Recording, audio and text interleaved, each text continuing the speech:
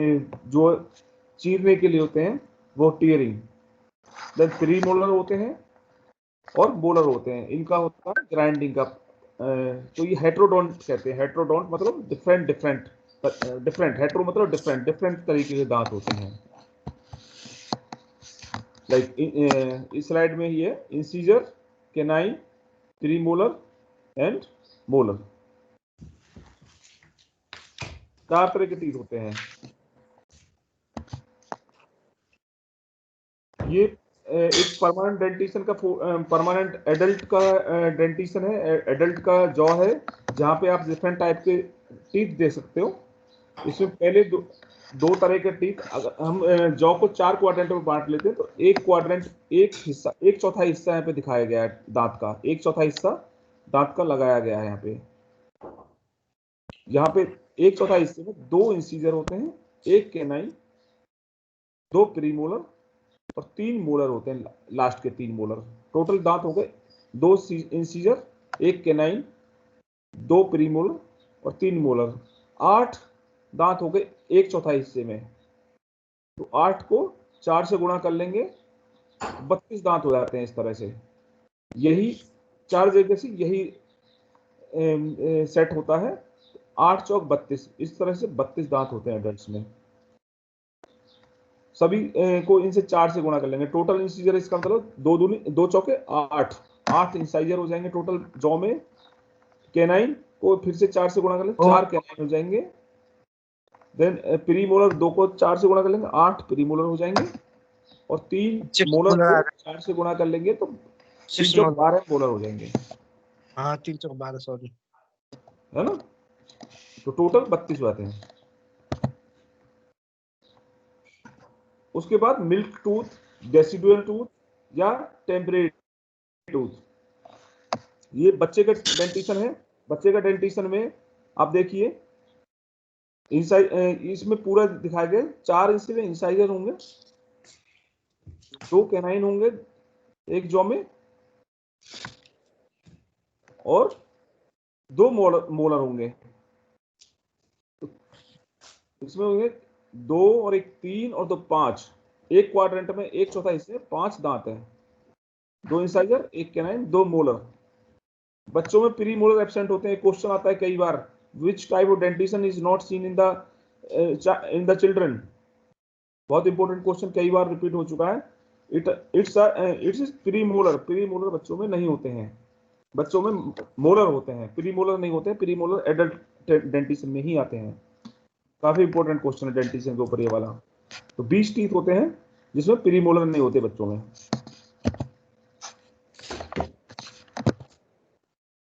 अब ये पार्ट आ जाता है, डिटेल में आ जाते हैं। अगर हम क्रॉस सेक्शन लेते हैं, लंबा सेक्शन ले लिया अपना जो है बॉडी का, बकल केविटी का, तो हम यहाँ पे देख सकते हैं कि ये जो है हमारा टंग और हार्ड पैलेट के बीच में, ये हार्ड पैलेट होती है, हड्डी से बनी होती है। ये मैक्सिला बोन होती है, यहाँ पे हड्डी से बनी होती है और बीच में टंग होती है।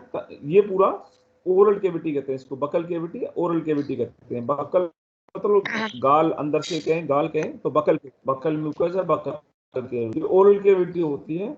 और ये ओरल केविटी ये यहाँ पे ये है, और ऊपर से नेजल केविटी, ये दोनों एक जगह खुलती हैं। ये इसको फेनिक्स कहते हैं। फेनिक्स में दोनों ही चीजें ट्रेवल करती हैं। फूड ट्रेवल करता है जो इसोफेगस में चले जाता है, जैसे मैंने पहले कहा था, और एयर ट्रेवल करती है जो ट्रेकिया में चली जाती है। और इन दोनों को सेपरेट करता है, इन दोनों के मूवमेंट को जो सेपरेट करता है दोनों पाइप्स में later on, this is epiglottis. ये एपिग्लोटिस बहुत इंपॉर्टेंट पार्ट है बॉडी का, यही डिवेट करता है दोनों चीजों को। और रिफ्लेक्सली बॉडी में ऐसा बना हुआ है कि जब हम खाना खाते हैं तो एपिग्लोटिस अपने आप ट्रेकिया को कवर कर देता है, तो फूड सीधा इसोफेगस में चला जाता है।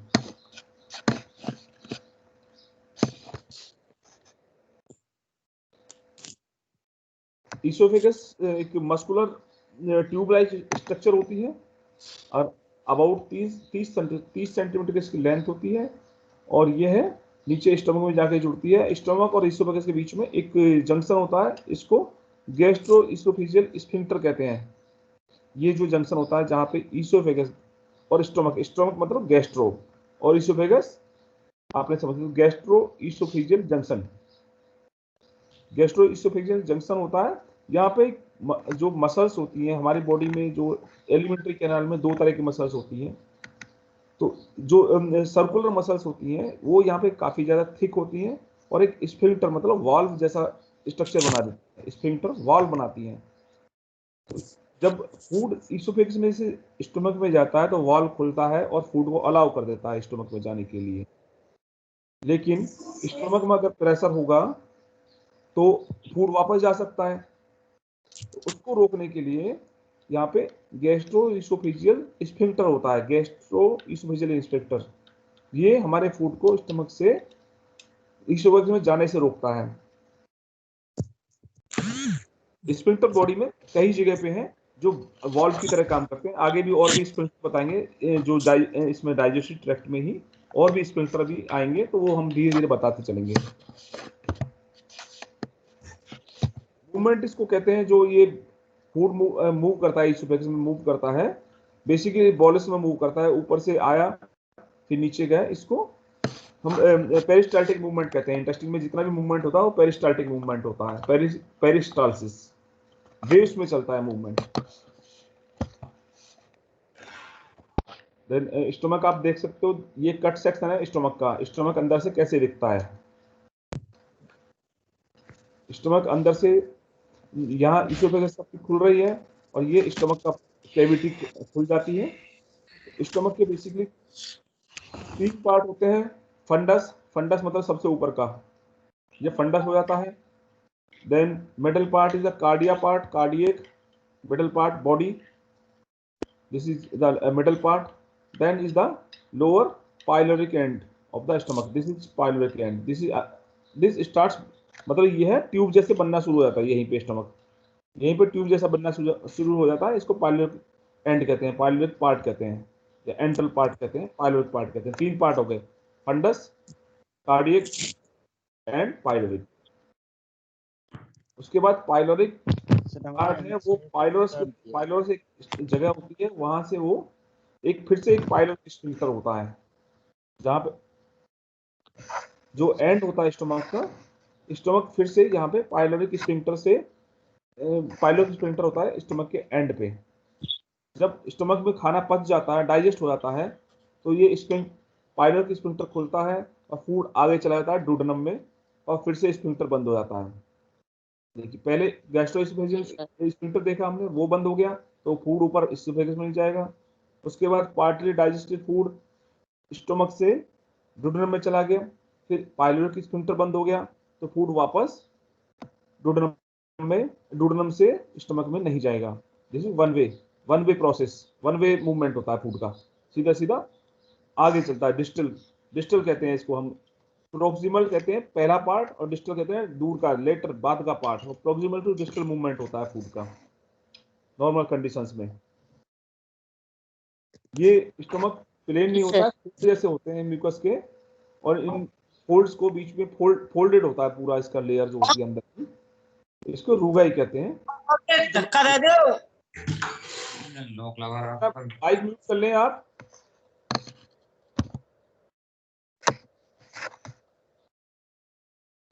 देन अगला पार्ट, हम 2 पार्ट पढ़ चुके, ईसोफेगस पढ़ गया, फिर स्टमक हो गया, उसके बाद इंटेस्टिन का पार्ट आया। इंटेस्टिन 2 पार्ट्स में होती है, small intestine and large intestine.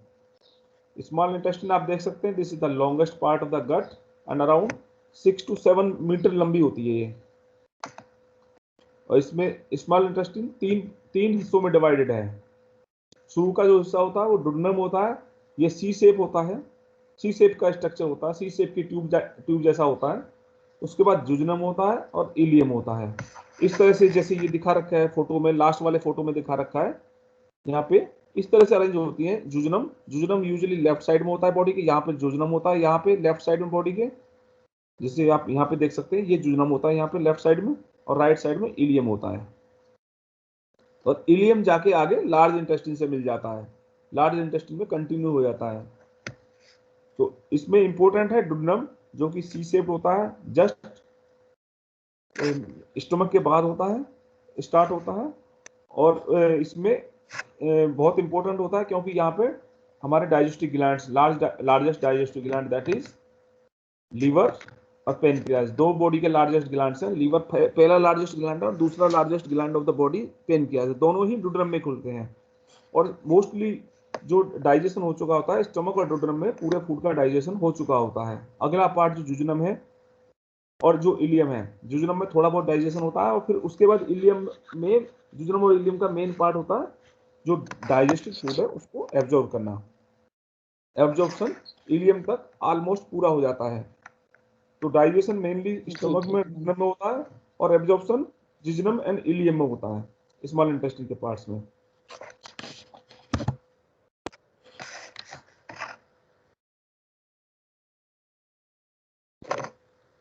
Small intestine अगर देखें हम तो स्मॉल इंटेस्टाइन में जो है फिर से वो अंदर से प्लेन नहीं होती है।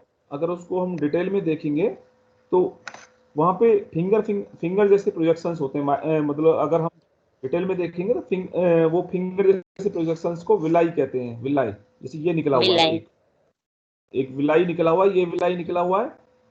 सिंगल में विलस कहते हैं लेकिन विलाई कहते हैं, मल्टीपल में विलाई कहते हैं। तो ये निकले हुए हैं जो फिंगर लाइक प्रोजेक्शन निकले हुए हैं। इसके ऊपर सेल्स होती हैं, जो बहुत ज्यादा सेल्स होती हैं, वो एब्जॉर्ब करती हैं। और विलाई के अंदर जो है हमारा ब्लड वेसल्स होते हैं और लिम्फेटिक वेसल्स होते हैं। तो इनका काम क्या होता है विलाई? बेसिकली ये सरफेस एरिया को बढ़ा देते हैं इंटेस्टाइन के को।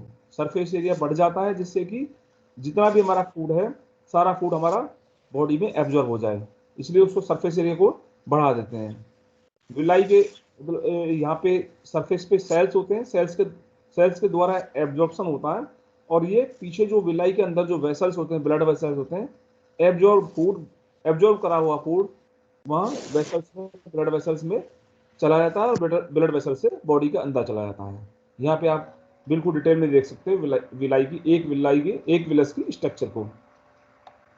यहाँ पे आपके चारों तरफ जो सेल्स हैं, उसके अंदर जो ब्लड वेसल्स, और ये जो येलो वाली स्ट्रक्चर है ये लिम्फेटिक वेसल है। लाल वाली जो आर्टरी होती है, दिखाते हैं हम आर्टरी को लाल वाली, ब्लू जो है वेन को दिखाते हैं, और पीली वाली जो है लिम्फेटिक वेसल है ये। तो ये पूरा विलस का स्ट्रक्चर है। ओके। अच्छा, इनको विलस जो लिम्फेटिक का होता है, लिम्फेटिक का जो वेसल होता है, इसका स्पेशल नेम है लैक्टियल वेसल्स। लैक्टियल कहते हैं, लैक्टियल वेसल्स कहते हैं। लिम्फेटिक वेसल को यहाँ पे लैक्टियल वेसल कहेंगे। Lacteal vessels. अपना माइक बंद कर लें, कोई भी कंफ्यूजन तो आप मेरे को मैसेज कर लें या आप नोटबुक में लिख लेंगे। I will answer in later on, answer करके उसके बाद बंद करके क्लास को, इसलिए आप नोट कर ले अपने जो भी डाउट है। 2 क्लास करने के बाद हम लोग उसके बाद ये लार्ज इंटेस्टाइन का पार्ट हो जाता है। लार्ज इंटेस्टाइन का मेन पार्ट है जो है बेसिकली जो रिटर्न प्रोडक्ट्स होते हैं, जो वेस्ट प्रोडक्ट्स होते हैं, उनको इकट्ठा करके बाहर निकालना। और थोड़ा बहुत इसमें से कभी मेडिसिन एब्जॉर्ब होती हैं, थोड़े विटामिन, और मेन पार्ट ऑफ वाटर भी एब्जॉर्ब हो जाता है लार्ज इंटेस्टाइन से। और बाकी जो वेस्ट प्रोडक्ट है वो यहाँ से फॉर्म होके, स्टूल की शेप में फॉर्म होके बन के वो बाहर निकल जाते हैं, एक्सपेल कर देते हैं। इसमें फिर से इम्पोर्टेंट 3 चीज इम्पोर्टेंट है।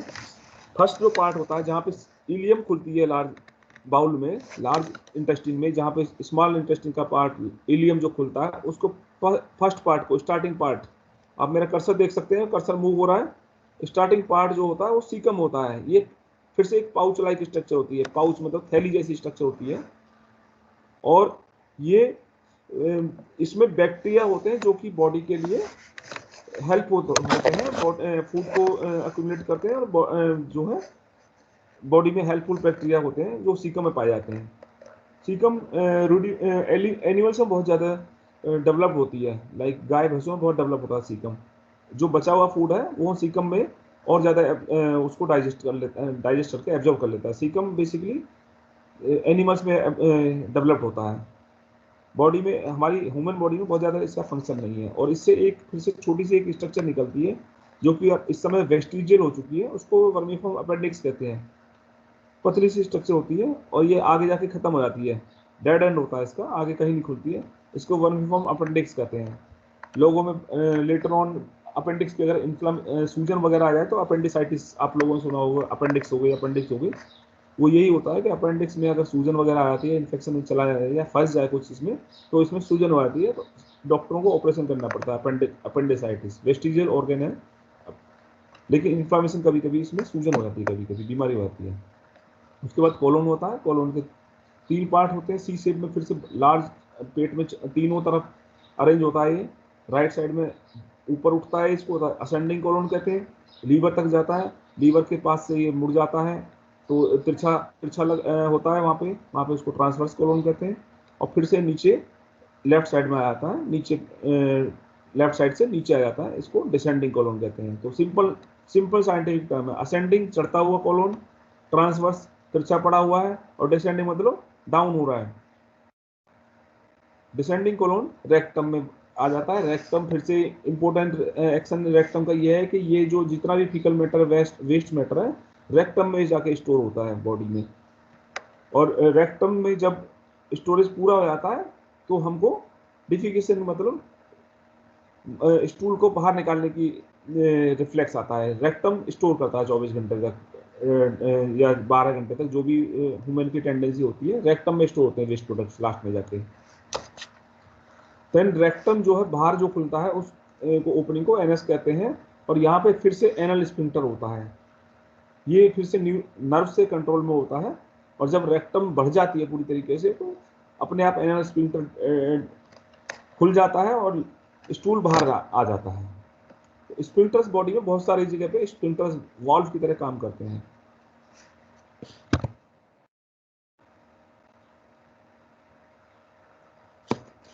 जो एनिमल्स में होता है, सेलुलोज डाइजेस्टिव बैक्टीरिया सीकम में पाए जाते हैं। सेलुलोज डाइजेस्टिव बैक्टीरिया, ह्यूमन में सेलुलोज डाइजेशन नहीं होता है। और अगर हिस्टोलॉजी कहें, अगर हिस्टोलॉजी मतलब माइक्रोस्कोपिक स्ट्रक्चर कहें, हिस्टोलॉजी देखें एनिमल कैनाल की, पूरी एलिमेंट्री कैनाल की, तो बेसिकली 4 लेयर्स होती हैं अंदर से बाहर। आपने एनसीईआरटी में बाहर से अंदर पढ़ा, लेकिन यूजुअली साइंस में, बायोलॉजी में, मेडिसिन में सब जगह अंदर से बाहर पढ़ते हैं हम लोग। तो अंदर से बाहर ही मैं आपको बताऊंगा। पहले अंदर सबसे इनर मोस्ट जो रहती है म्यूकोजा होती है। यहाँ पे म्यूकोजा में सेल्स, म्यूकोजा सेल की लेयर होती है, सेल्स की लेयर होती है। डिफरेंट जगह पे डिफरेंट सेल्स होते हैं। कहीं पे क्यूबॉइड सेल्स होते हैं, कहीं जो है फ्लैट सेल्स होते हैं, स्क्वेमस सेल्स होते हैं, और कहीं पे कॉलमनर सेल्स होते हैं। लेकिन इंडस्ट्री में मोस्टली कॉलमनर सेल्स होते हैं। यहाँ इन सेल्स का काम होता है सिक्रेशंस करना, जो कि सिक्रेशंस डाइजेशन के लिए चाहिए, एंड एब्जॉर्प्शन करना, डाइजेस्टिव फूड का एब्जॉर्प्शन करना। ये इन सेल्स का काम होता है म्यूकोजा में जो सेल्स होती हैं।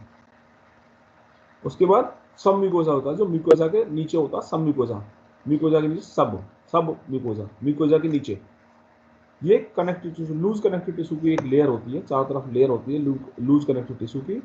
इसमें नर्व्स और वेसल्स इसमें ट्रेवल करते हैं, इंटेस्टिन के नर्व्स और वेसल्स। उसके बाद होती है मस्कुलर लेयर। मस्कुलर लेयर होती है मसल्स की बनी होती है मस्कुलर लेयर। और 2 तरह की मसल्स होती हैं, सर्कुलर मसल्स जो कि अंदर की तरफ होती है सर्कुलर मसल्स, और बाहर होती है लॉन्गिट्यूडनल, लंबी लंबी मसल्स होती है, लंबी फाइबर्स अरेंज होते हैं अंदर, जो सर्कुलर मसल्स अरेंज होती हैं लॉन्ग। और जो स्फिंक्टर्स मोस्टली बने होते हैं वो सर्कुलर मसल्स जगह जगह पे, जहाँ जहाँ पे चाहिए, जैसे गैस्ट्रोएसोफेजिक जंक्शन है, या पाइलोरिक स्फिंक्टर है, या एनल स्फिंक्टर है। ये सब इसकी सर्कुलर मसल थिकनेस ज़्यादा थिकंड होती है, यहाँ पे सर्कुलर मसल्स वेल डेवलप्ड होती हैं और वहाँ पे थिक हो जाती हैं, और ये स्फिंक्टर्स बना देती हैं, वॉल बनाती हैं, स्फिंक्टर्स बना देती हैं, वॉल बना देती हैं। उसके बाद होता है serosa, outermost fatty layer, fibrous layer होती है, बिल्कुल लूज फाइब्रस लेयर होती है आउटर मोस्ट, लेकिन बहुत टफ होती है इंटेस्टिन में ये।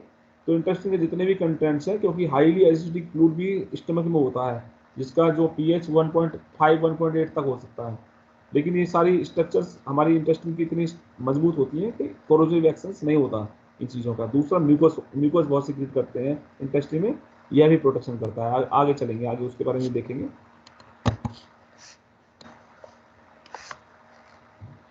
ये पूरा डाइजेस्टिव ग्लैंड अगर हम एक उसमें देखें तो डाइजेस्टिव सिस्टम ये देख सकते हैं हम।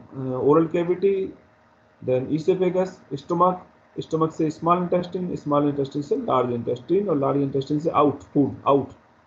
देन ग्लैंड्स जो एसोसिएटेड ग्लैंड्स हैं यहाँ पे salivary glands, then liver, then pancreas और इंटेस्टिन ग्लैंड्स। इंटेस्टिन के अंदर भी ग्लैंड्स होते हैं।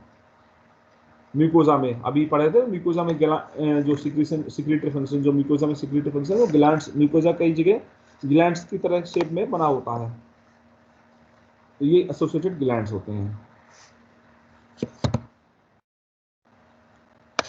अब डाइजेस्टिव ग्लैंड्स पे हम लोग देखते हैं, जो स्टमक के अंदर डाइजेस्टिव ग्लैंड है लीवर और पेनक्रियाज हैं। गॉल ब्लैडर डाइजेस्टिव ग्लैंड नहीं है। Gall bladder is a storage organ. जो ऊपर से लीवर से बाइल आता है वो हमारा गॉल ब्लैडर में स्टोर होता है। और जब, क्योंकि हर समय तो हम खाना खाते नहीं है, हम खाना कभी कभी खाते हैं, 2 घंटे पे 4 घंटे पे खाते हैं, तो जो बाइल आता रहता है तो कंटिन्यूस अगर नीचे जाएगा तो वेस्ट होते चला जाएगा। इसलिए वो बॉडी में एक स्ट्रक्चर बनी हुई है गॉल ब्लैडर, जहाँ पे ये बाइल स्टोर होता रहता है। और जब फूड आता है हमारा तो ये बाइल नीचे निकल जाता है उससे और डूडरम में चला जाता है। तो ये ग्लैंड्स हैं, 5 टाइप्स के ग्लैंड्स हैं हमारी बॉडी में। जो डाइजेशन में सलाइवरी ग्लैंड्स हो जाते हैं, गैस्ट्रिक ग्लैंड्स तो स्टमक के फोल्ड्स में होते हैं, then liver, pancreas and then intestinal glands. Salivary glands जैसे मैंने बताया 3 तरह के होते हैं और पेयर में होते हैं, मतलब 3 दूनी 6, 3 तरह के सलाइवरी ग्लैंड्स होते हैं, पेयर में होते हैं। सबसे बड़े जो सलाइवरी ग्लैंड हैं वो पैरोटिड ग्लैंड कहते हैं। वो कान के नीचे, हमारी बॉडी में कान के पास, कान के आगे और नीचे प्रेजेंट होते हैं, इसको कहते हैं पैरोटिड ग्लैंड। देन उसके बाद होता है उससे छोटा जो होता है वो सबमैंडिबुलर ग्लैंड होता है। जो हमारा जॉ होता है, जो ये जबड़ा होता है, जबड़े की हड्डी होती है, मैंडिबल होती है, जबड़े की हड्डी होती है, इसके नीचे होते हैं, टंग के नीचे और माउथ के फ्लोर पे जबड़े के नीचे, इसको कहते हैं सबमैंडिबुलर ग्लैंड। उसके बाद होता है तीसरा होता है सबलिंगुअल होता है आगे होता है, माउथ कैविटी में, माउथ फ्लोर से, ओरल कैविटी के फ्लोर से नीचे आगे होते हैं, बहुत छोटे होते हैं। ये भी पेयर में होते हैं दोनों, तो तीनों तरह के पेयर में होते हैं। लार्जेस्ट जो होता है पैरोटिड ग्लैंड होता है, और जो सबमैंडिबुलर स्टोन वगैरह सबमैंडिबुलर ग्लैंड में ज्यादा बनते हैं, स्टोन बन जाते हैं कभी कभी सबमैंडिबुलर ग्लैंड में बनते हैं। सलाइवरी ग्लैंड से बेसिकली हमारी सलाइवा निकलती है, जो कि बॉडी में, जो कि माउथ कैविटी में सलाइवा आती है। बेसिक काम उसका होता है फूड को स्मूथ बनाना और डिग्लूटेशन में, मतलब निगलने में हेल्प करना। मोस्टली इसमें 99% वाटर होता है, म्यूकस होता है और एंजाइम होता है सलाइवरी एमाइलेज, और एक और इम्पोर्टेंट एंजाइम होता है लाइसोजाइम फूड डाइजेशन में मदद नहीं करता है। लाइसोजाइम जो होता है एंटीबैक्टीरियल, यानी बैक्टीरिया को मारने में मदद करता है। जो बैक्टीरिया हैं जिनकी जो है इनके ऊपर एक पेप्टिडोग्लाइकन्स होते हैं, तो पेप्टिडोग्लाइकन्स को ब्रेक कर देता है लाइसोजाइम, तो बैक्टीरिया को मारने में मदद करता है, यानी कि ये बैक्टीरिया को खत्म करता है लाइसोजाइम बॉडी में। लाइसोजाइम बॉडी में टीयर्स में भी निकलता है और भी बॉडी सीक्रेशंस में निकलता है लाइसोजाइम, ये बैक्टीरिया को मारता है बेसिकली। उसके बाद होता है गैस्ट्रिक ग्लैंड्स। गैस्ट्रिक मतलब पहले मैंने बताया था स्टमक के अंदर, स्टमक को गैस्ट्रिक कहते हैं। सारे गैस्ट्रो जो भी होता है वो स्टमक के लिए इस्तेमाल करते हैं हम साइंस में। तो बेसिकली ट्यूबुलर ग्लैंड होते हैं, म्यूकोजा ही ट्यूबुलर ग्लैंड्स में अरेंज हो जाता है। जैसे ये देखा हमने रूगाई होते हैं, रूगाई के अंदर जो ये म्यूकोजा अरेंज होता है, ट्यूब ग्लैंड्स की शेप में अरेंज हो जाता है। तो ये ग्लैंड्स की शेप में अरेंज हो जाता है, और ये 3 तरह के सेल्स में अरेंज हो जाता है। फिर एक म्यूकस सेल्स होती है ऊपर की, outermost cell, then chief cells होती है, देन पैराइटल सेल्स होती हैं, और इस टोटल को गैस्ट्रिक ग्लैंड बोलते हैं। म्यूकस सेल्स जो होती है वो नेक पे होती है, गैस्ट्रिक ग्लैंड्स के बाहर ओपनिंग के पास होती है, म्यूकस सेल्स होती है, देन चीफ सेल्स होती है और पैराइटल सेल्स होती हैं। Mucus cells basically mucus secrete करता है। म्यूकस का आपको पता है होगा फंक्शन। म्यूकस जो होता है, जो म्यूकस होता है, ये हमारे जो स्टमक की वॉल को, जो हाइड्रोक्लोरिक एसिड सिक्रेशन होता है ऑक्सीजन ब्राइटल सेल से, उसके डैमेज से, ऑटोडाइजेशन से बचाता है mucus. Mucus protects the stomach from autodigestion, मतलब अगर एसिड होगा खुद ही डाइजेस्ट कर देगा उसको, तो इसको म्यूकस बचाता है हमारी स्टमक को। अगर म्यूकस सिक्रेशन गड़बड़ हो जाता है तो स्टमक में अल्सर वगैरह होना शुरू हो जाता है स्टमक की वॉल में। देन उसके बाद होते हैं chief cells. Chief cell basically हम एक जो है प्रोटीन लाइजिंग हार्मोन, प्रोटीन को ब्रेक करने वाला हार्मोन सीक्रेट करते हैं, that is pepsinogen. Pepsinogen secrete करते हैं ह्यूमन में। और एक और हार्मोन होता है प्यूरोरेनिन। प्यूरोरेनिन केवल चाइल्ड लाइफ में ही सीक्रेट होता है, चिल्ड्रन में सीक्रेट होता है, पेप्सिनोजन एंड प्यूरोरेनिन। प्यूरोरेनिन चिल्ड्रन में ही सीक्रेट होता है, लेटर हाफ में सीक्रेट नहीं होता है। 2 से 3 साल के बाद प्यूरोरेनिन सीक्रेशन बंद हो जाता है ह्यूमन स्टमक से।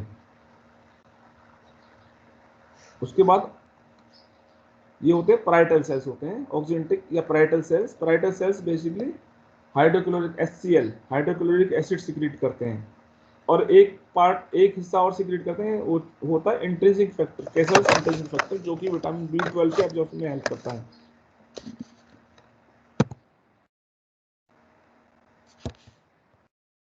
देन हम आ जाते हैं लीवर पे। लीवर जो है ये लार्जेस्ट ग्लैंड है बॉडी का, और रेडिश ब्राउन होता है, बॉडी में राइट साइड पे होता है।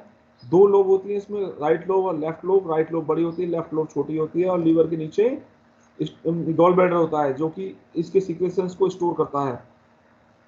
और लीवर की जो सेल्स होती है वो एक लोब्यूल में अरेंज होती हैं, और सेल्स कॉलम कॉलम बना के यहाँ पे अरेंज होती है। और बीच में एक जो ब्लड वेसल अरेंज होता है सेंट्रल वेन में, इसके सीक्रेशंस निकल जाते हैं।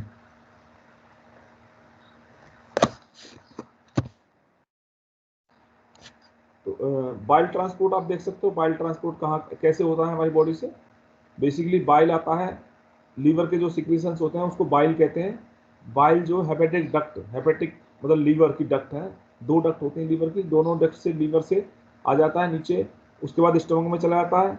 स्टमक से फिर ये जब बॉडी में फूड की जरूरत होती है, फूड बॉडी में फूड आ जाता है, मतलब डूडनम में फूड आ जाएगा, तो गॉल ब्लैडर से वापस आता है सिस्टिक डक्ट के द्वारा।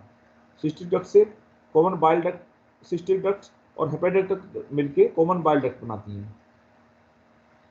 आगे common bile duct pancreatic duct में मिल जाती है, पेनक्रिएटिक डक्ट में मिल जाती है।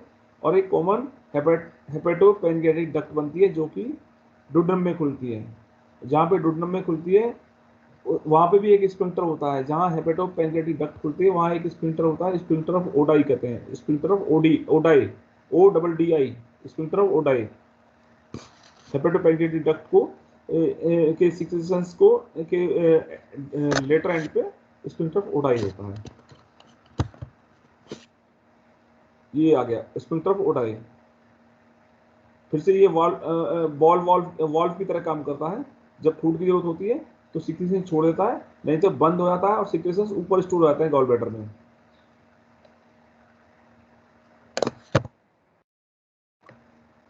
ये इंपॉर्टेंट है कि लीवर बहुत सारे सिक्रेशंस करता है, लेकिन लीवर के सिक्रेशंस में एंजाइम्स नहीं होते हैं। लीवर कोई एंजाइम सिक्रेशन नहीं करता डाइजेशन के लिए। ये हमें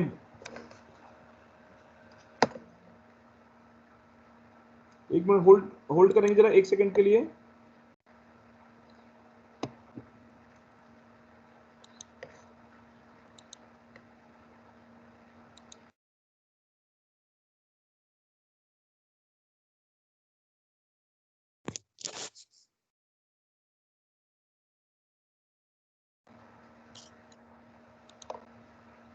हाँ यस बैक।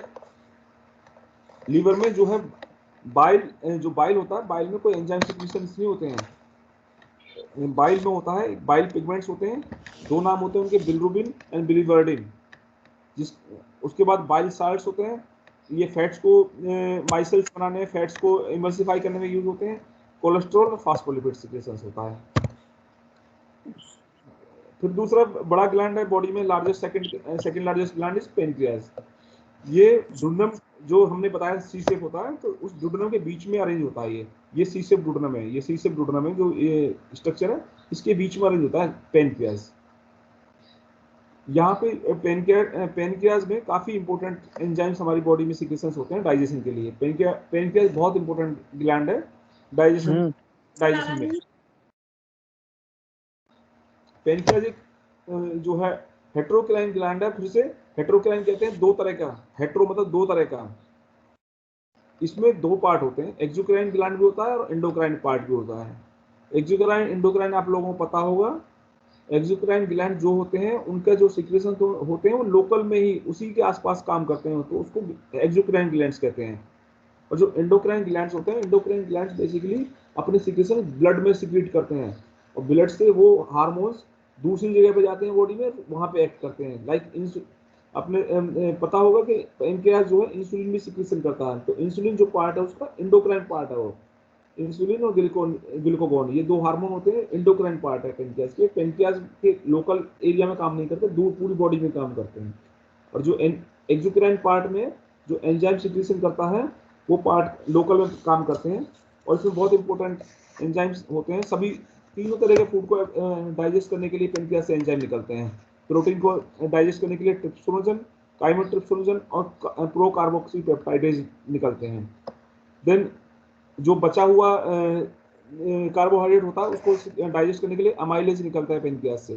देन लाइपेज निकलता है फैट को डाइजेस्ट करने के लिए, और न्यूक्लियस निकलते हैं न्यूक्लियोटाइड्स को डाइजेस्ट करने के लिए। तो तीनों तरह के मेन फूड को डाइजेस्ट करने के लिए पेनक्रियाज से एंजाइम निकलते हैं। पेनक्रियाज बहुत इंपॉर्टेंट ऑर्गन है बॉडी में डाइजेशन के लिए। देन इंटेस्टाइनल ग्लैंड्स, ये फिर से जैसे स्टमक में थी प्रोजेक्शंस जो है एंडोथेलियम के अंदर हो जाते हैं, वही फिर से इंटेस्टाइन में हो जाते हैं और ये ग्लैंड शेप में फॉर्म हो जाते हैं। यहाँ पे इसको क्रिप्स ऑफ लिवर को हम कहते हैं, जहाँ पे गोबलेट सेल्स होती हैं और एंजाइम सिक्रेटिंग पेनिक सेल्स होती हैं। गोबलेट सेल्स म्यूकस सिक्रेट करती हैं और पेनिक सेल्स एंजाइम सिक्रेट करती हैं। पेनिक सेल्स पे क्वेश्चन आता है, एंजाइम सिक्रेट करती हैं इंटेस्टाइनल ग्लैंड्स में होती है और ये इंटेस्टाइनल एंजाइम सिक्रेट करती हैं। पेनिक सेल्स पे क्वेश्चन आता है। Then Brunner glands are seen in the duodenum, submucosa of duodenum. Brunner glands पे ग्लैंड आता है, क्वेश्चन आता है ये क्या सिक्रेट करता है, केवल म्यूकस सिक्रेट करता है। Bruner gland is seen in the duodenum और म्यूकस सिक्रेट करता है।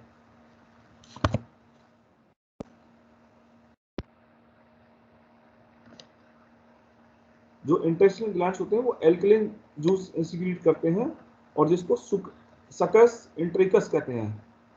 एल्कलिन होता है जो जितना भी जूस होता है, जितना भी इंटेस्टाइनल सिक्रेशंस होते हैं ये एल्कलिन होते हैं, और सकस इंटरिकस कहते हैं इसको। और इनमें एंजाइम पाए जाते हैं, जो इंटेस्टाइनल सिक्रेशंस में एंजाइम होते हैं वो माल्टेज, लैक्टेज, सुक्रेज, डाइपेप्टाइडेज। मोटा मोटा डाइजेशन तो हमारा हो गया डुओडेनम में। उसके बाद फाइन जो डाइपेप्टाइडेज डाइपेप्टाइडेज बचते हैं, दो मॉलिक्यूल्स वाली शुगर बच जाती हैं। कॉम्प्लेक्स शुगर से दो मॉलिक्यूल्स शुगर रह जाती है, जैसे माल्टेज, लैक्टेज, सुक्रेज, दो टाइप के मॉलिक्यूल्स की बनी हुई शुगर हैं, ये बच जाती हैं। इनका fine digestion last and digestion जो स्मॉल इंटेस्टाइन पे हो जाता है, और ये वेरियस एंजाइम्स होते हैं maltase, lactase, sucrase, dipeptidase, lipase, nucleotidase और न्यूक्लियोसाइडेजेस।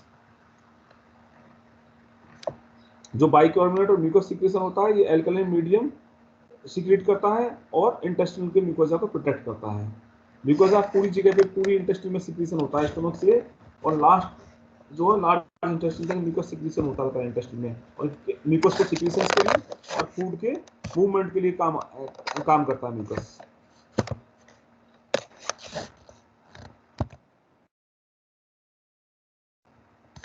ये एनाटॉमी की पूरा एलिमेंट्री सिस्टम था। उसके बाद हम लोग डाइजेशन पर आ जाएंगे। डाइजेशन कैसे होता है? डाइजेशन डाइजेशन जो होता है बेसिकली मैंने शुरू में बताया कि जो कॉम्प्लेक्स इंसॉल्युबल फूड मटेरियल्स होते हैं जो बॉडी सीधे ऐसे ही एब्जॉर्ब नहीं कर सकती। लाइक हमने जो है कोई भी कॉम्प्लेक्स शुगर्स खाए, कॉम्प्लेक्स फैटी एसिड्स खाए, तो ऐसे ही एब्जॉर्ब नहीं कर पाती है, तो उनको सिंपल फॉर्म में तोड़ना पड़ता है बॉडी को, और उसको इसीलिए पूरा डाइजेशन का प्रोसेस चलता है। और इसमें मैकेनिकल प्रोसेसेस होते हैं एंड देन केमिकल प्रोसेसेस होते हैं। मैकेनिकल प्रोसेसेस होते हैं लाइक मैस्टिकेशन, हमारा जो च्यूइंग होता है, जो माउथ में च्यू करते हैं हम, अपने टीथ से चू करते हैं, ये मैकेनिकल प्रोसेस है। देन डेग्लूटेशन, स्वैलोइंग जो करते हैं माउथ से फेनिक्स में। स्वैलोइंग के दौरान एपिग्लोटिस बंद हो जाती है, ट्रेकिया को बंद कर देती है। एपिग्लोटिस प्रोटेक्ट करता है हमारे ट्रेकिया को ड्यूरिंग स्वैलोइंग। देन जो मैकेनिकल मूवमेंट होता है पेरिस्टाल्सिस मूवमेंट, उसको कहते हैं पेरिस्टाल्सिस। ये वेव लाइक मूवमेंट होते हैं जो कि बोलस में फॉर्म करते हैं, मतलब गैप्स में चलता है मूवमेंट, कंटिन्यूस नहीं चलता है। बोलस बना, फूड का एक मोटा हिस्सा बना, बोलस जैसा बना, उसके बाद जब वो डिस्टेंड हो जाती है इंटेस्टाइन तो आगे धक्का दे देती है, फिर वो अगले हिस्से में वो डिस्टेंड हो जाती है, वहां का काम खत्म होता है, आगे धक्का दे देती है। तो झटके में चलता है, ऐसे कंटिन्यूएशन नहीं चलता है, बोलसिस में चलता है, बोलस में। अब फिर हमारा digestion right from the oral cavity, buccal cavity से स्टार्ट हो जाता है। डाइजेशन में सबसे पहले हमारा जो बकल कैविटी में हमने देखा था सलाइवा में सलाइवरी एमाइलेज होता है, टाइलिन कहते हैं इसको, सलाइवरी एमाइलेज। ये स्टार्च को कन्वर्ट कर देता है माल्टोज में, माल्टोज, आइसोमाल्टोज और लिमिट डेक्स्ट्रॉन्स। लिमिट डेक्स्ट्रॉन्स आगे डाइजेस्ट नहीं होते बॉडी में, ये एनिमल्स में डाइजेस्ट होते हैं, बॉडी में डाइजेस्ट नहीं होते। जो अनडाइजेस्टेड फूड रहता है उसको डेक्स्ट्रिन्स कहते हैं। फाइबर, ये बेसिकली फाइबर्स के रूप में काम करता है, इसका अलग से फंक्शन है बॉडी में, वो लास्ट में बताऊंगा मैं भी। The starch is broken down into maltose and maltose in the presence of salivary amylase. Then stomach में जो है 4 से 5 घंटे फूड रहता है, और स्टमक में मेनली जो प्रोटीन डाइजेशन होता है, क्योंकि स्टमक जो है मेन जो उसका एंजाइम होता है वो पेप्सिनोजन होता है। पेप्सिन बेसिकली पेप्सिन और प्रोटीन को डाइजेस्ट करता है। पेप्सिनोजन जब सिक्रेशन होता है तो ये इनएक्टिव फॉर्म होती है, और जब स्टमक की कैविटी में आता है तो वहाँ पर हाइड्रोक्लोरिक एसिड होता है, उसकी प्रेजेंस में पेप्सिन बन जाता है, और पेप्सिन प्रोटीन पे काम करके प्रोटीन को ब्रेक करके प्रोटियोसिस में, स्मॉलर कंपोनेंट्स में प्रोटीज और पेप्टोज में ब्रेक कर देता है। हाँ, इन्फेंट्स में मैंने पहले बताया था प्रोरेनिन, रेनिन और प्रोरेनिन, ये इन्फेंट्स में होते हैं, छोटे बच्चों में सिक्रेशन होता है, 2 से 3 साल बाद ये बंद होना शुरू हो जाता है। बेसिकली मिल्क डाइजेशन के लिए स्पेशल एंजाइम होता है, मिल्क डाइजेशन के लिए।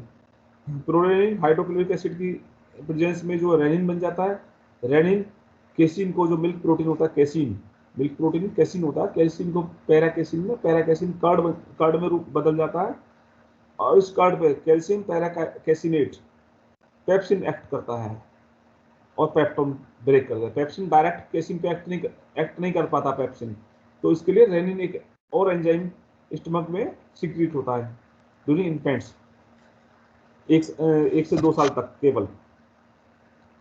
और थोड़ा बहुत गैस्ट्रिक लाइपेज, थोड़ा बहुत कम होता है, small amount of gastric lipase भी सीक्रेशन होता है, जो कि फिर से लिपिड्स को ब्रेक करता है।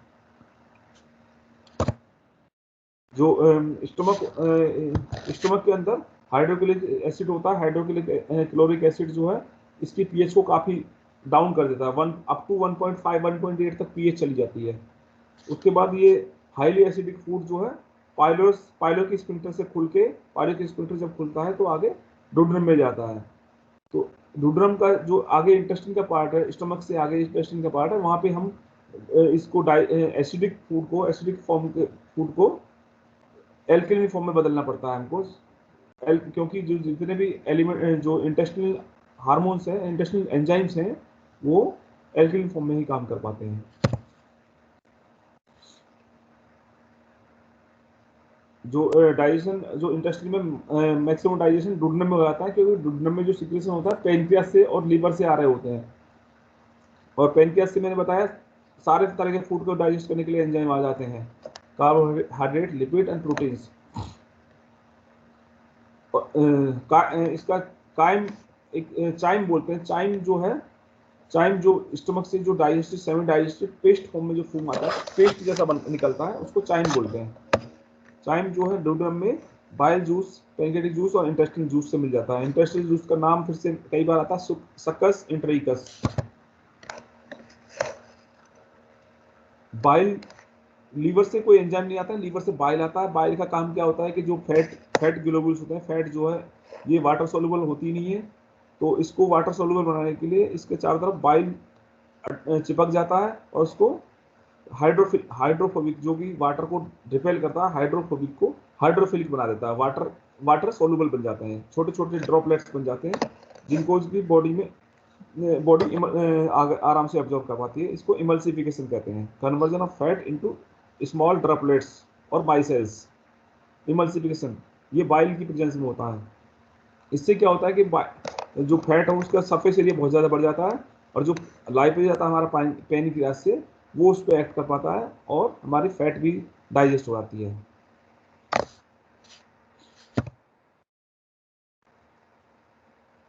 Then action of pancreatic juices. Pancreas में सबसे amylopepsin, pancreatic amylase. Pancreatic amylase जो होता है वो बचे हुए स्टार्च पे एक्ट करता है, क्योंकि 30% स्टार्च जो है डाइजेस्ट हो जाते हैं हमारे ओरल कैविटी में, उसके बाद बची हुई स्टार्च स्टमक में बहुत कम डाइजेस्ट होती है, पैनक्रियास डुडनम में पहुंच जाती है। तो डुडनम में पैनक्रियाटिक अमाइलेज आता है, वो इसको ब्रेक कर देता है माल्टोज आइसोमाल्टेज में, और फिर से लिमिट एक्सटर्न जो सैलिवरी अमाइलेज ब्रेक करता है वही प्रोडक्ट पैनक्रियाटिक अमाइलेज के हैं end products. Then action of pancreatic juices. Pancreatic juices जो होता है, पैनक्रियाटिक जूसेस में इनएक्टिव फॉर्म में सारे एंजाइम्स निकलते हैं, सारे एंजाइम इनएक्टिव फॉर्म में निकलेंगे। अगर एक्टिव फॉर्म में एंजाइम्स निकलेंगे तो वो पैनक्रियास को डैमेज कर देंगे, इसलिए सारे एंजाइम इनएक्टिव फॉर्म में होते हैं। जहाँ पे जब एक साइट ऑफ एक्शन पे पहुँचते हैं तो सारे प्रो एंजाइम जो होते हैं अपने एक्टिव फॉर्म में बदलते हैं। सबसे पहले जो एक्टिव फॉर्म में बदलता है वो ट्रिप्सिनोजन होता है। ट्रिप्सिनोजन इंट्रोकाइनिन की प्रेजेंस में इंट्रोपेप्टाइडेज एक एंजाइम होता है इंटेस्टिनल जूस में, इंट्रोपेप्टाइडेज सिक्रीट करती है डुडनम, तो उसके प्रेजेंस में ट्रिप्सिनोजन ट्रिप्सिन बन जाता है और फिर ये ट्रिप्सिन जो सारे पैनक्रियाटिक एंजाइम्स को एक्टिव कर देता है। Like chymotrypsinogen is change into chymotrypsin, procarboxypeptidase is change into carboxypeptidase. Then proteins, peptones and proteins पे तीनों एक्ट करते हैं, ट्रिप्सिन, काइमोट्रिप्सिन, कार्बोक्सीपेप्टाइडेज और डाइपेप्टाइड्स में बदल देते हैं। फैट्स पे लाइपेज एक्ट करता है, डाइग्लिसराइड्स बन जाते हैं, लाइपेज फिर से मोनोग्लिसराइड्स में बना देता है। देन न्यूक्लिक एसिड्स में न्यूक्लियस काम करते हैं, न्यूक्लियस जो न्यूक्लियोटाइड्स में बदल जाते हैं। न्यूक्लियोटाइड्स आगे जाके इंटेस्टिन में, स्मॉल इंटेस्टिन में फिर से फर्दर डाइजेस्ट हो जाते हैं न्यूक्लियोटाइडेजेस और न्यूक्लियोसाइडेजेस से। ये इंटेस्टिनल जूसेस आ गए। उसके बाद जब आगे जो सेमी डाइजेस्टिव फूड हो जाता है, काफ़ी सिंपल फॉर्म में हो गया है, लेकिन बिल्कुल सिंपल फॉर्म में अभी नहीं हुआ है।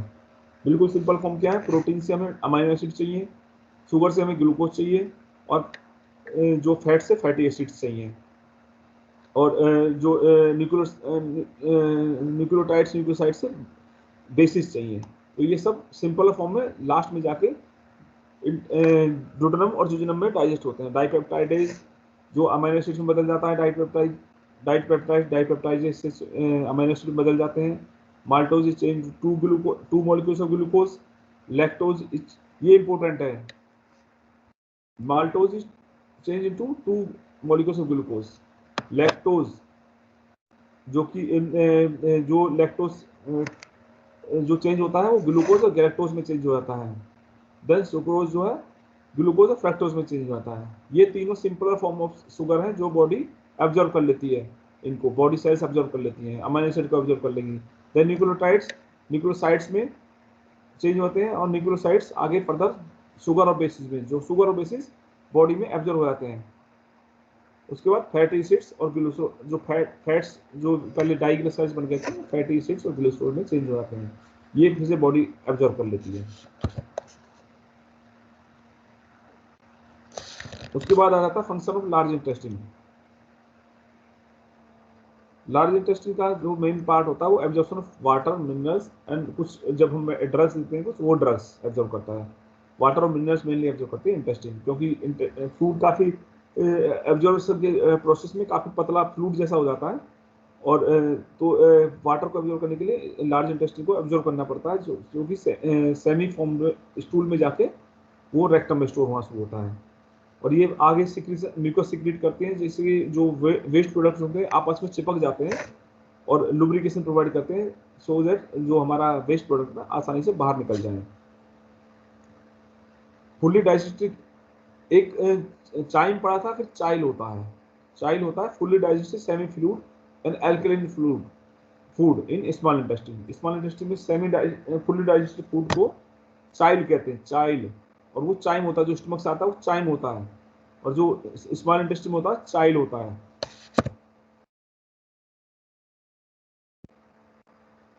उसके बाद हम कंट्रोल पर जाएंगे, डाइजेशन कंट्रोल कैसे होता है हमारा बॉडी में।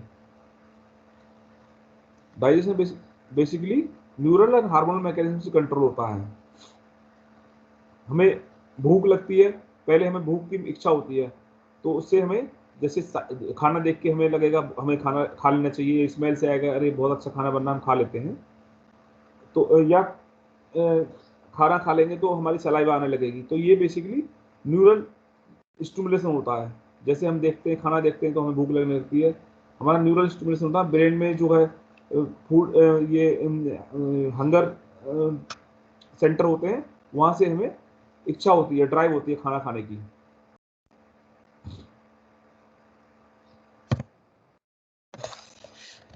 अब एब्जॉर्प्शन पे आते हैं, जो डाइजेस्टिव प्रोडक्ट्स हुए फाइनली एब्जॉर्ब कैसे होते हैं बॉडी में। Absorption of digestive products,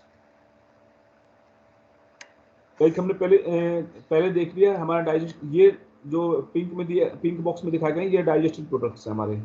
glucose, galactose, fructose, amino acid, dipeptides, tripeptides, fatty acids, the monoglycerides, ये सारे बॉडी में एब्जॉर्ब होना शुरू होते हैं। तो बॉडी में एब्जॉर्प्शन बेसिकली होता है, टाइप ऑफ एब्जॉर्प्शन दो तरह के होते हैं, passive absorption and active absorption.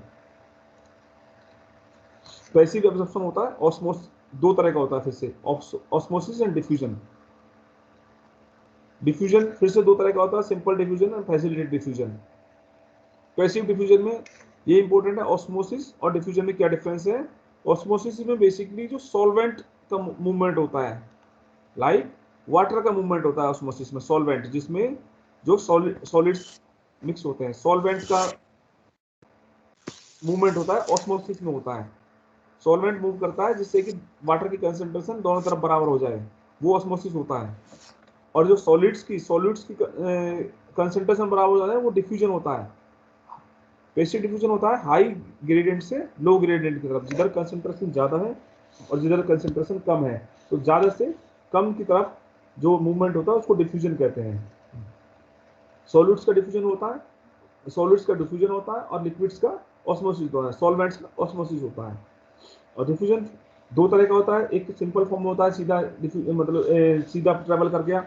एक होता है फैसिलिटेटेड डिफ्यूजन, मतलब कुछ स्पेशलाइज्ड प्रोटीन्स होते हैं सेल मेम्ब्रेन में, इंटेस्टाइन में, सेल मेम्ब्रेन में कुछ स्पेशलाइज्ड प्रोटीन मॉलिक्यूल्स होते हैं, वहाँ पे ये फूड पार्टिकल्स चिपक जाते हैं और वो प्रोटीन उसको अंदर एब्जॉर्ब कर लेता है सेल के अंदर। सारा पैसिव मूवमेंट जितने भी होते हैं ये विदाउट एनर्जी होते हैं, बॉडी में एनर्जी जरूरत नहीं पड़ती है पैसिव मूवमेंट के लिए, एटीपी का ब्रेकडाउन नहीं चाहिए। और जो एक्टिव मूवमेंट होता है अगेंस्ट कंसंट्रेशन ग्रेडियंट के अगेंस्ट होता है। तो जब बेसिकली जो लो कंसंट्रेशन हाई कंसंट्रेशन की तरफ होता है उसको एक्टिव मूवमेंट कहते हैं। Active movement is energy requiring movement. ये पैसिव एब्जॉर्प्शन आ जाता है। डिफ्यूजन सीधे सीधे हो गया, कोई कुछ भी जरूरत नहीं है, सीधे सीधे प्लाज्मा मेम्ब्रेन के द्वारा यहाँ पे हाई कंसंट्रेशन थी किसी भी सॉलिड की, वो सेल में कम कंसंट्रेशन या किधर भी कम कंसंट्रेशन थे उधर चला गया, ये डिफ्यूजन हो गया। दोनों तरफ होता है। तो इंटेस्टिन में सेल्स की तरफ होता है, क्योंकि इंटेस्टिन में फूड की कंसंट्रेशन ज़्यादा होती है, तो सेल्स के अंदर को होता है। उसके बाद फैसिलिटेटेड डिफ्यूजन, ये भी हाई से लो की तरफ होता है, लेकिन इसमें कुछ स्पेशलाइज्ड प्रोटीन्स होते हैं जो कि जल्दी से उसको फैसिलिटेट कर देते हैं, तो फैसिलिटेटेड डिफ्यूजन होता है। देन ऑस्मोसिस होता है इज एब्जॉर्प्शन ऑफ वाटर, और डिफ्यूजन होता है एब्जॉर्प्शन ऑफ सॉलिड मॉलिक्यूल्स। होते दोनों पैसिव प्रोसेसेस हैं।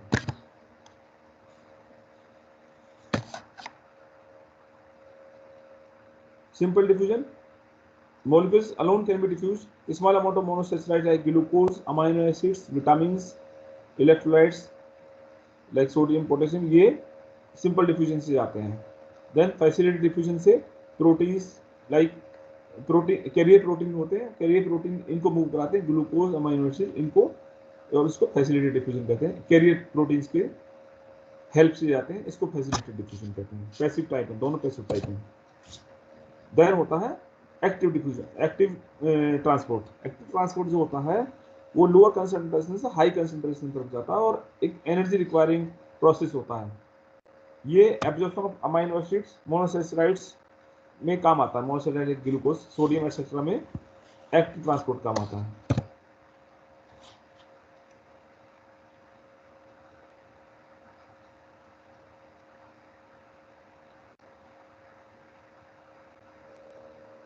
Then absorption of lipids. Lipids का एब्जॉर्प्शन स्पेशल तरीके से होता है, ये अलग तरीके से होता है। लिपिड्स का एब्जॉर्प्शन, लिपिड्स का सीधे सीधे ग्लूकोज मॉलिक्यूल्स की तरह या प्रोटीन अमाइनो एसिड्स की तरह नहीं होता। ये छोटे छोटे माइसेल्स बन जाते हैं, मतलब और चारों तरफ बाइल्स बन जाता है, तो ये वाटर मिक्सिबल, वाटर में सोलुबल हो जाता है। ये सीधे सीधे सेल में जाके और उनमें लिम्फेटिक वेसल्स में चले जाते हैं। तो लिम्फेटिक बेसिकली जो फैट का, लिपिड्स का जो सॉल्यूशन, जो एब्जॉर्प्शन होता है, एब्जॉर्प्शन सेल में होकर और ये लिम्फेटिक वेसल्स के द्वारा बॉडी में जाता है।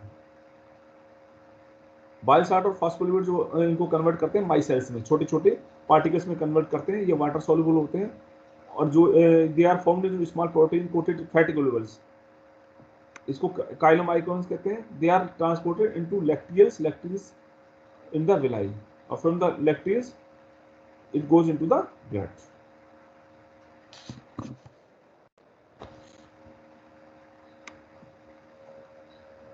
ये पार्ट दिखा रखे हैं कहाँ कहाँ पे क्या क्या एब्जॉर्प्शन हो सकता है। माउथ में कुछ ड्रग्स एब्जॉर्ब होते हैं, स्टोमक में हमारा जो एब्जॉर्प्शन होता है वाटर का, सिंपल शुगर्स का, और कुछ ड्रग एंड एल्कोहल का। सिंपल शुगर जो एब्जॉर्प्शन जो हमारी सलाइवा एमएलएस से जो डाइजेस्ट होती है वो स्टोमक में थोड़ा बहुत एब्जॉर्ब हो जाता है। उसके बाद मेन जो एब्जॉर्प्शन होता है वो स्मॉल इंटेस्टाइन में होता है। यहाँ पर सारे न्यूट्रिएंट एब्जॉर्ब हो जाते हैं। लार्ज इंटेस्टाइन में केवल मिनरल्स, कुछ minerals, water and few drugs. Large intestine में थोड़ा बहुत एब्जॉर्ब होता है, मेनली वाटर का एब्जॉर्प्शन लार्ज इंटेस्टाइन में होता है। फिर से वही है, small intestine is chief area of absorption due to the presence of villi. Villi जो सरफेस एरिया को बढ़ा देता है। लेंथ बहुत लंबी होती है, 6 से 7 मीटर की होती है, जबकि लार्ज इंटेस्टाइन 1.5 मीटर के आसपास होती है। देन एब्जॉर्ब जो मटेरियल होता है जो टिश्यूज में इकट्ठा हो जाता है, इस प्रोसेस को एसिमिलेशन कहते हैं। Absorb materials are incorporated into tissues for the activities, it is called assimilation. उसके बाद फिर से एक वाल्व आ गया, इलियोसिकल वाल्व। इलियोसिकल वाल्व जो इलियम और सीकम के बीच में होता है, जैसे मैंने पहले स्क्रीन पर बताया था, एक वाल्व भी होता है इलियोसिकल वाल्व। अनडाइजेस्टेड सब्सटेंसेस जो होते हैं वो सीकम में चले जाते हैं और सीकम से इलियम में ना आए, इसके लिए इलियोसिकल वाल्व होता है, बैक वापस इलियम में ना आ जाए, क्योंकि सीकम के अंदर बैक्टीरिया वगैरह होते हैं तो वो वापस इलियम में ना आ जाए, तो इलियोसिकल वाल्व उसको प्रिवेंट करता है। फीसेस के आउट होने के पार्ट को, स्टूल के आउट होने के पार्ट को, प्रोसेस को डिफिकेशन कहते हैं। इसका disorder of digestive systems, jaundice. पहला जॉन्डिस है, अगर लीवर का जो बाइल पिगमेंट्स बाहर अगर सीक्रेट नहीं होते, इंटेस्टाइन में सीक्रेट नहीं होते हैं, तो वो लीवर से सीधे सीधे ब्लड में चले जाते हैं और इस कंडीशन को जॉन्डिस कहते हैं। बाइल पिगमेंट डिपोजिशन होने लगता है बॉडी के अंदर। ये लीवर डैमेज में होता है, ये इस इंटेस्टाइन में बाइल पिगमेंट नहीं जाते, ब्लड में जाना शुरू कर देते हैं। एक मेरा कॉल आ रहा है, एक कॉल के लिए मेरे 2 मिनट रुकना पड़ेगा, फिर मैं कंटिन्यू करता हूँ। 2 मिनट रुक जाइए जरा। Okay sir, okay.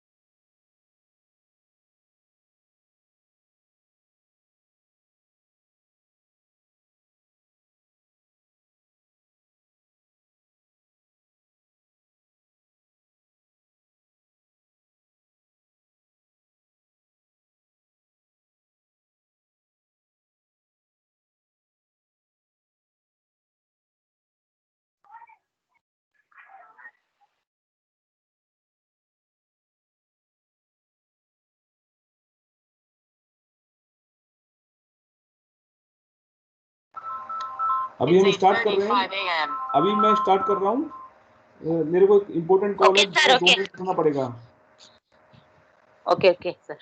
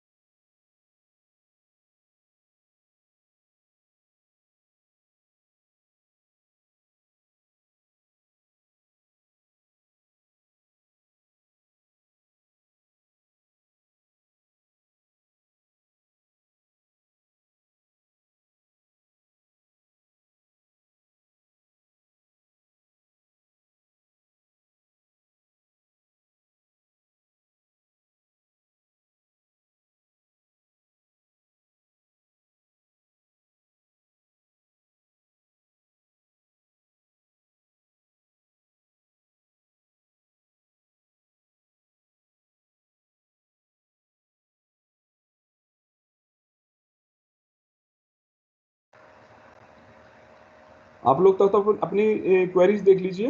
अभी मैं कंटिन्यू कर रहा हूँ अभी 2 मिनट में। आप लोग क्वेरीज देख लीजिए, जो भी क्वेश्चंस हो आप लिख लीजिए, एक एक करके क्वेश्चंस का आंसर करेंगे हम लोग। हाँ डॉक्टर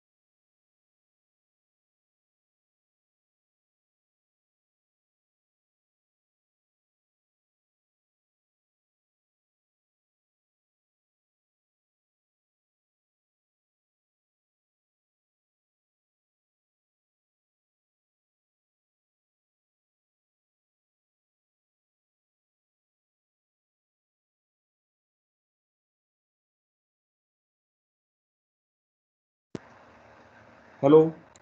हाँ हम लोग डिसऑर्डर्स की बात कर रहे थे। हेलो सभी लोग, वापस ध्यान दें। हम लोग डाइजेस्टिव सिस्टम में डिसऑर्डर की बात कर रहे थे। पहला जॉन्डिस है। जॉन्डिस में जो बाइल होता है, बाइल बॉडी में डिपॉजिट होने लगता है, इकट्ठा होने लगता है और पूरी बॉडी येलो होने लगती है, पीलापन होने लगता है, इसको जॉन्डिस कहते हैं। लीवर डिसऑर्डर, लीवर का डैमेज होना है। देन है वॉमिटिंग। वॉमिटिंग अगर कोई भी बाई चांस बॉडी में कुछ इन्फेक्शन हो जाए, स्टमक के अंदर इन्फेक्शन हो जाए या फीवर होता है, तो हमारी जो इंटेस्टाइन है या वो एब्जॉर्ब नहीं कर पाती है, फूड को डाइजेस्ट नहीं कर पाती है। तो जो रिफ्लेक्सेस जाते हैं वहाँ से, इंटेस्टाइन से रिफ्लेक्स जाते हैं ब्रेन में। ब्रेन का वॉमिट सेंटर एक्टिवेट होता है और फूड को माउथ से वापस फेंकता है, वापस इजेक्ट कर देता है, क्योंकि आगे इंटेस्टाइन में एब्जॉर्प्शन नहीं होने वाला है। तो इसको वोमिटिंग कहते हैं। Vomiting basically medulla oblongata, brain के अंदर पार्ट होता है मेडुला, मेडुला में वोमिटिंग सेंटर होता है, ये एक्टिवेट हो जाता है कुछ कंडीशंस में, फीवर में, या इंडाइजेशन चल रहा है पेशेंट को, या गैस एलिमेंट्री कैनाल का इन्फेक्शन हो गया है तो वोमिटिंग होना शुरू हो जाता है। Then diarrhoea is the frequent elimination of watery faeces, water absorption दिक्कत हो जाती है, ज़्यादा सूजन हो जाती है इंटेस्टाइन की, इन्फ्लामेशन कहते हैं उसको, सेल्स की इन्फ्लामेशन हो जाती है, एलिमेंट्री कैनाल की सेल्स की इन्फ्लामेशन होती है, वो वाटर को एब्जॉर्ब नहीं कर पाती हैं, rather ज़्यादा वाटर सिक्रेशन करती हैं, तो इसको डायरिया कहते हैं।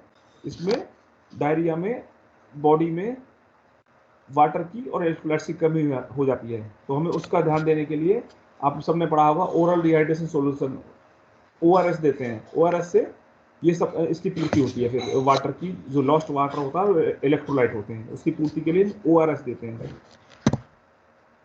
देन कॉन्स्टिपेशन है, अगर मूवमेंट ठीक नहीं होता, पेरिस्टाल्टिक मूवमेंट ठीक नहीं होता है, या एनल स्पिंक्टर में कोई कमी है, तो हम स्टूल्स को बाहर नहीं निकाल पाते, वेस्ट प्रोडक्ट्स को बाहर नहीं निकाल पाते हैं। देन इंडाइजेशन, इंडाइजेशन का बहुत सारे कारण है, लाइक एंजाइटी, इनएडिक्वेट एंजाइम सिक्रेशन नहीं होता बॉडी से, फूड पॉइजनिंग हो गई है, फूड में कुछ टॉक्सिन चले गए हैं फूड में, या ज़्यादा स्पाइसी फूड खा लिया तो हमें इंडाइजेशन होता है, डाइजेशन प्रॉपर नहीं होता है। देन सब ये इंपॉर्टेंट है, प्रोटीन एनर्जी माल न्यूट्रिशन, ये कुछ साल पहले तक, करीब 10 साल पहले तक इंडिया में बहुत ज़्यादा प्रिवेलेंट था, बहुत ज़्यादा बच्चे प्रोटीन एनर्जी माल न्यूट्रिशन से ग्रसित थे।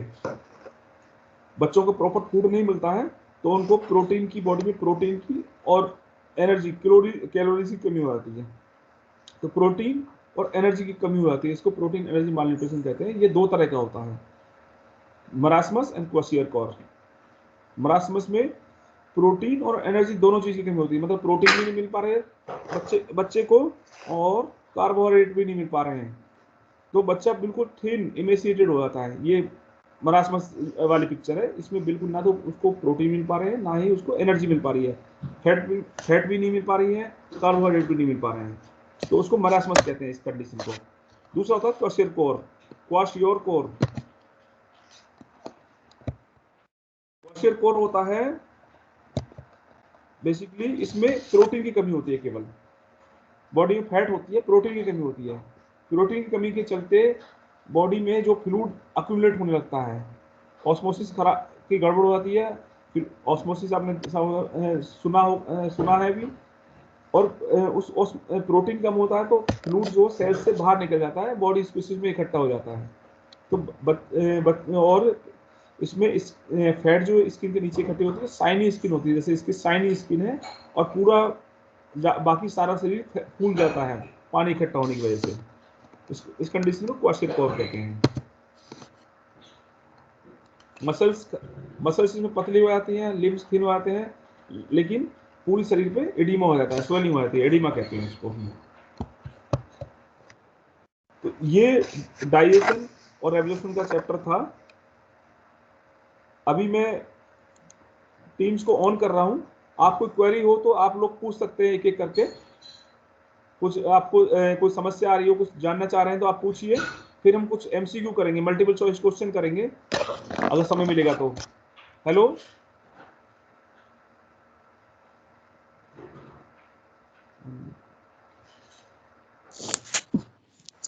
कोई समस्या है किसी को तो पूछ सकते हैं आप मेरे से एक एक करके। Hello sir. हेलो सर, हाँ, डाइपेप्टाइड्स क्या होते हैं? क्या डाइपेप्टाइड्स? जो प्रोटीन्स होता है, प्रोटीन एक कॉम्प्लेक्स स्ट्रक्चर होता है, ठीक है, मल्टीपल अमाइनो एसिड से मिलके बना होता है। अमाइनो एसिड होते हैं जो कि बेसिक यूनिट होती है प्रोटीन की, जब दो अमाइनो एसिड मिलते हैं उसको डाइपेप्टाइड कहते हैं, तो डाइपेप्टाइड ब्रेक कर देता है उसको अमाइनो एसिड में। ठीक है सर। प्रोटीन का सब डाइजेस्टिव, आधा डाइजेस्टिव पार्ट होता है डाइपेप्टाइड, ऐसे समझ लीजिए। प्रोटीन का डाइजेशन बनता है, मिड प्रोडक्ट होता है, और एंड प्रोडक्ट इसका, डाइपेप्टाइड का एंड प्रोडक्ट अमाइनो एसिड होता है। और पूछ लीजिए। Hello sir. हाँ हेलो सर। सर कह हाँ, रहे कि मैं जैसे सुन जो रहा मिल्क टूथ होता है हूँ। वो नहीं, क्यों दोबारा जाता है, बोलिए, मतलब क्यों जाता है? दोबारा बोलिए। जो मिल्क टूथ होता है, मिल्क, जो दूध के दांत होते हैं, हाँ हाँ हाँ हाँ, वो हाँ, टूट क्यों जाते हैं, मतलब गिर क्यों जाते हैं? गिर क्यों जाते हैं? ये हम्म, क्वेश्चंस आते नहीं है इस तरह के, क्यों गिर जाते हैं, लेकिन बेसिकली जो है ये बाय इवोल्यूशन ऐसा हुआ है, क्योंकि दूध के दांत जो बाय इवोल्यूशन होता है बॉडी में, पहले जो है हमारी जो प्रोटीन जैसे रेनिन भी सिक्रीशन होता है फीटल इसमें इन्फेंट लाइफ में, लेकिन डेवलपमेंट के दौरान जब हमारे दूध की जरूरत नहीं होती है तो हमारा परमानेंट डेंटिशन आता है, ये निकलते रहते हैं और नीचे से दूसरे परमानेंट टूथ आते हैं।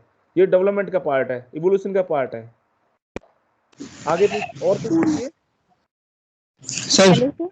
हाँ, Sir, explain the role of hepatopancreatic complex in protein digestion of carbohydrates.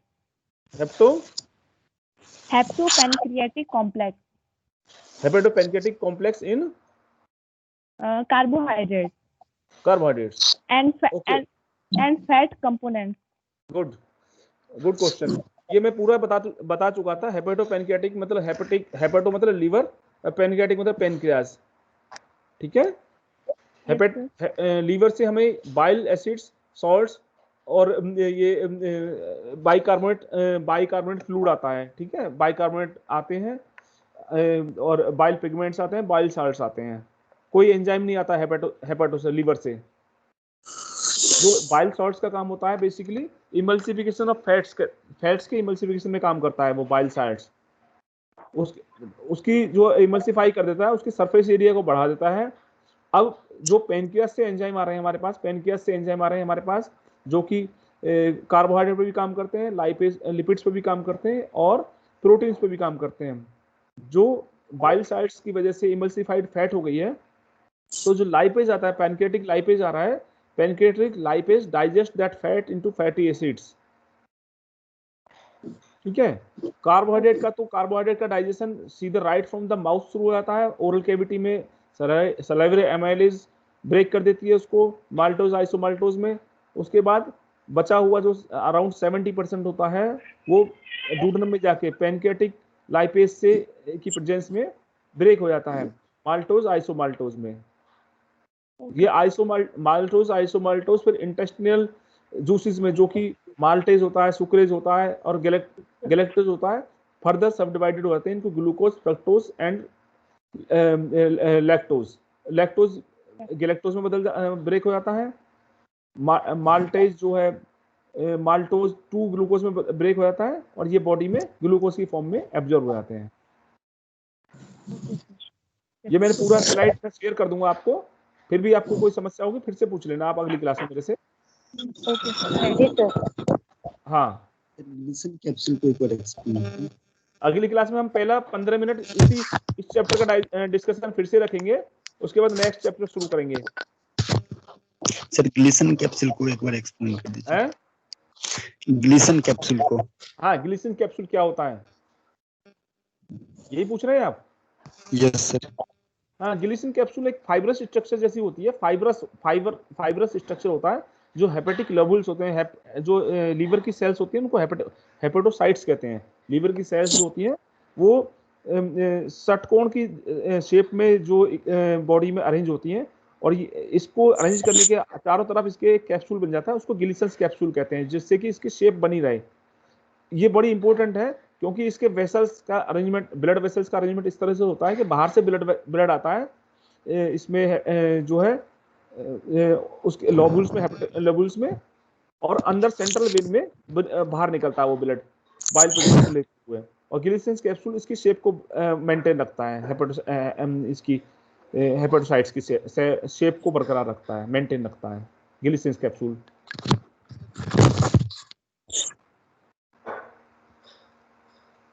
और पूछिए कोई।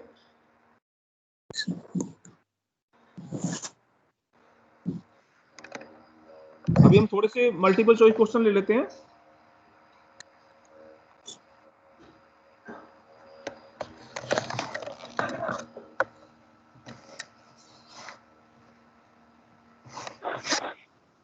ये पहला क्वेश्चन है, Which cells of crypts of liver cone secrete antibacterial lysozyme? Lysozyme आप मैंने बताया था एंटीबैक्टीरियल रोल होता है। क्रिप्स और लिवर कोन में कौन से सेल्स लाइसोजाइम सीक्रेट करते हैं, बताइए कोई मेरे को।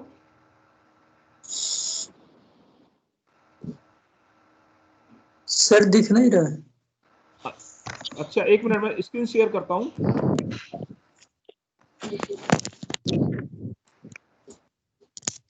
क्या स्क्रीन शेयर नहीं है आपको?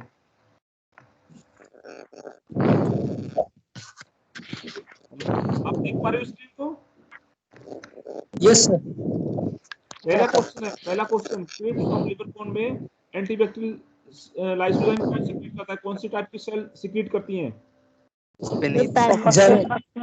पेनेट सेल्स सारे में सारे एंजाइम जो इंटेस्टाइनल एंजाइम सीक्रेट करते हैं वो पेनेट सेल्स करती हैं। पहले बताया 8वां नंबर का क्वेश्चन लेते हैं। क्वेश्चन नंबर 8 है primary dentition in human differs from permanent dentition in not having one of the following type of teeth. पढ़िए dentition in human differs from permanent dentition. Premolar sir. Premolar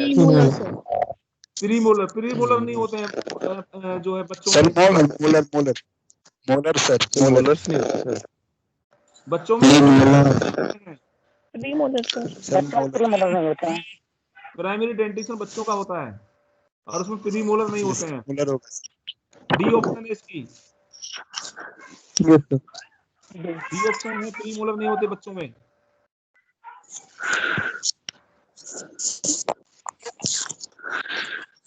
एक 9वां question भी ले लीजिए साथ में enzyme के। Sir molars होते हैं क्या? क्वेश्चन ले लीजिए बच्चे। Insider gastric juice of infants contains lipase renin. रुको मैं बता देता हूँ, चॉइस मैं बता देता हूँ, समझा देता हूँ इस क्वेश्चन को। पेप्सिनोजन होता है, रेनिन होता है, लाइपेज होता है, तीनों होते हैं। ये सही है। तीनों होते हैं। पहला है अमाइलेज नहीं होता गैस्ट्रिक उसमें, माल्टेज नहीं होता है, माल्टेज आगे निकलता है, इंटेस्टाइन में निकलता है, न्यूक्लियस भी इंटेस्टाइन में निकलता है, थोड़ा बहुत लाइपेज निकलता है। स्टोमक में कार्बोहाइड्रेट का डाइजेशन नहीं होता है, स्टोमक के अंदर कार्बोहाइड्रेट का डाइजेशन नहीं होता है, इसलिए अमाइलेज वहां पे नहीं निकलता है।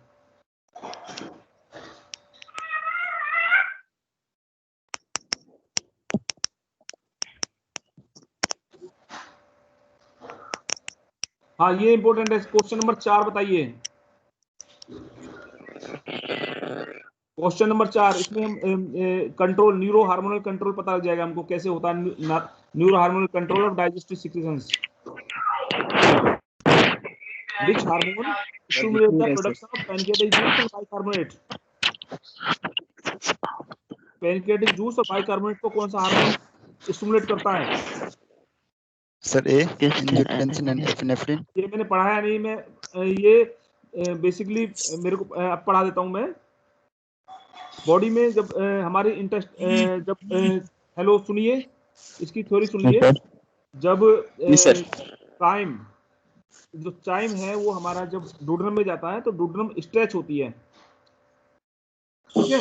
डुओडेनम स्ट्रेच होती है और डुओडेनम की म्यूकोसा उसकी सेल्स पे जब एसिडिक फूड हमारा टच होता है तो वहां से हमारे दो हार्मोन सिक्रीशंस होते हैं डुओडेनम के फर्स्ट पार्ट से ही, कोलेसिस्टोकाइनिन एंड सिक्रेटिन। दोनों जो हार्मोन्स है कोलेसिस्टोकाइनिन बेसिकली और सिक्रेटिन, ये एक्ट करते हैं बाइकार्बोनेट सिक्रीशंस के लिए और पैनक्रियाटिक सिक्रीशंस को बढ़ा देते हैं एकदम से। बाइकार्बोनेट सिक्रीशन को बढ़ाएंगे और पैनक्रियाटिक सिक्रीशंस को बढ़ाएंगे, क्योंकि जो इंटेस्टिन में एल्कलाइन फूड चाहिए हमको, एल्कलाइन मीडियम चाहिए, 6 to 7 pH चाहिए। तो उसके सिक्रेशंस को बढ़ाने के लिए हमको तुरंत कोई एक्टिविटी, तुरंत कुछ एक्शन चाहिए, तो ये कोलेसिस्टिन करता है। कोलेसिस्टिन एकदम से स्टिमुलेट करता है पेनक्रियास को और पेनक्रियास अपना पूरा सिक्रेशन इंटेस्टिन में छोड़ देती है, जो कि बाइकार्बोनेट रिच होता है। और फूड तुरंत ही, एसिडिक फूड तुरंत ही न्यूट्रलाइज होकर उसकी पीएच बढ़ जाती है। ये इसका आंसर है सिक्रेटिन। ये दोनों हमारा पेनक्रियाटिक जूस स्टिमुलेट करते हैं।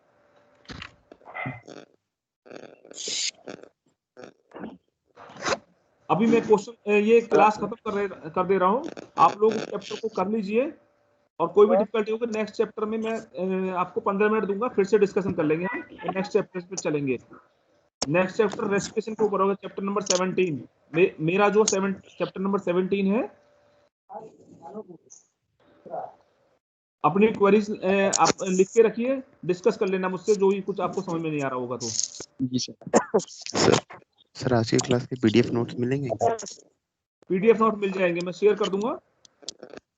जी सर। सर क्वेश्चन की और कुछ जाना चाह रहे हैं? क्वेश्चन भी कर दीजिएगा।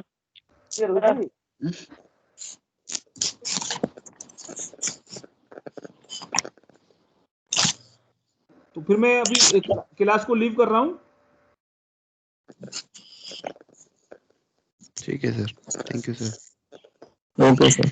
Okay, have a good day. मेहनत करिए, पढ़िए चैप्टर को, फिर से पढ़िए, बहुत चैप्टर, बहुत लॉजिकल चैप्टर है, पढ़िए। कोई भी जी डिफिकल्टी सर। है पूछिए, गुड डे सर।